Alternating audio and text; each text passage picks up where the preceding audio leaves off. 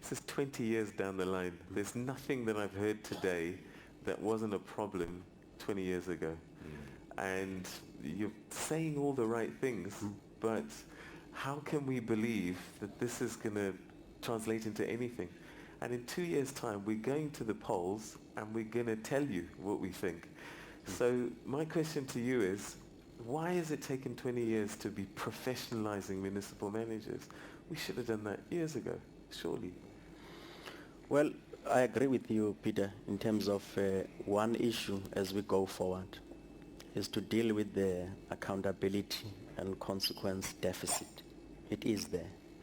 So the measurement of bringing accountability is one of the areas that at the level of the administration there has to be decisive actions, minimum non-negotiables, and the minister has really emphasized this issue. There has to be issues that must happen, basic provision of services, and when there's incidents of wrongdoing, decisive action must be taken. And that's how we can begin to claw back confidence around this matter. Capacity building is an ongoing issue. It doesn't mean that we are talking about capacity now. For the last 14 years, we have been at the forefront of building institutional capacity at local government, and we have seen consistent positive correlation of that. You look at the 5 instruments that were released in terms of Section 71 reports, expenditure on conditional grants. All our municipalities, without exception, have spent on an average 79%, and the highest being 96%. Contrast that with 5 years ago. They were starting on a low base of 49%. So that shows you that it's beginning to deliver dividends in terms of the investment of capacity and translation of results. But dealing with consequence accountability cannot wait any longer because we're running short of that deficit as South Africans, and it is justified. There must be consequences. About this interference thing, do you get phone calls from your political leaders sometimes telling you to do one thing that you know you shouldn't be doing, and then you're caught between a rock and a hard place? Well, we live in a...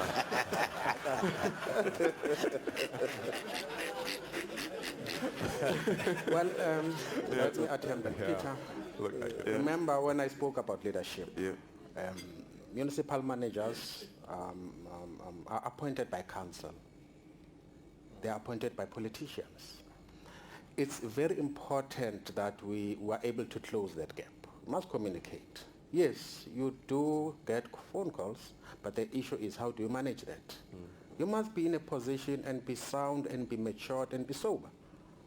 And say, Mr. or Miss Politician, these are the processes. These are how things are being done. It goes back, Peter, to that question, and I really need to answer that question of people being deployed in positions. It's very important we deal with it once and for all. Section 56 managers, we call them that, because they are creatures of that statute being the Systems Act.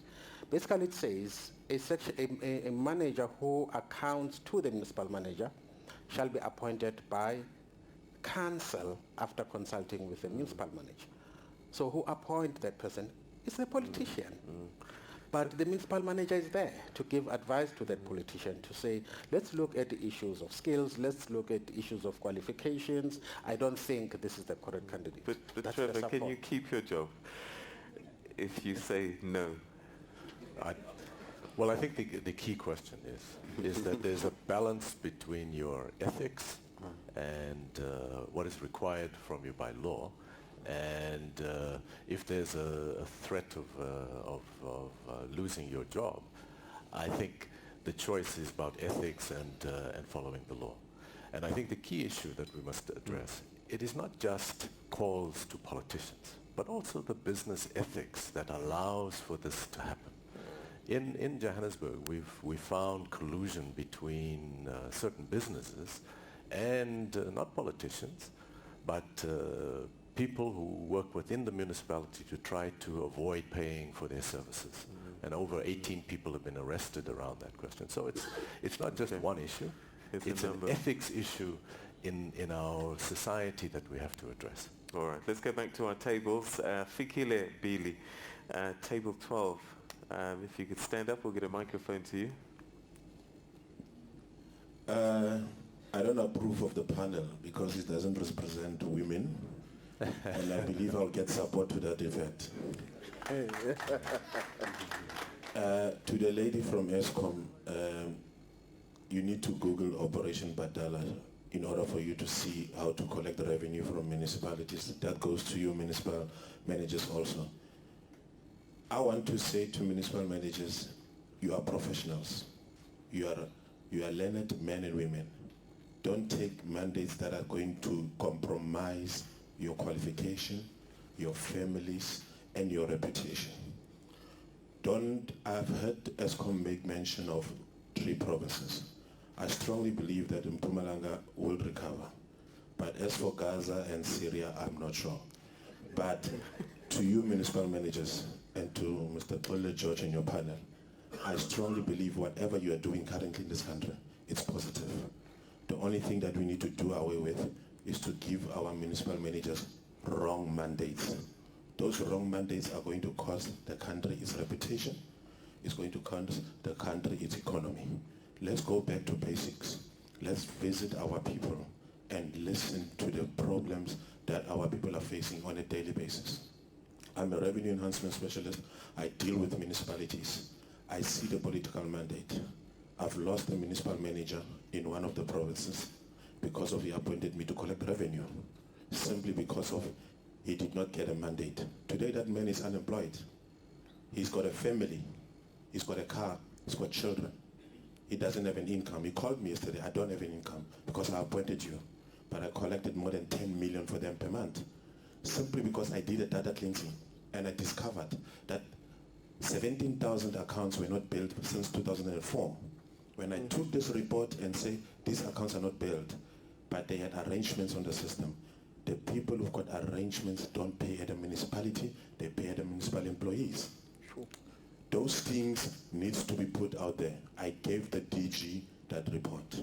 I even gave that premier in question that report. But the municipal manager was asked to walk simply because he did not follow the mandate. I want to say to you municipal managers, you are professionals. Don't allow your careers and your future to be compromised by people who don't have ethics. This South Africa belongs to all of us. Our children are going to be leaders of these municipalities. Let's put systems in place.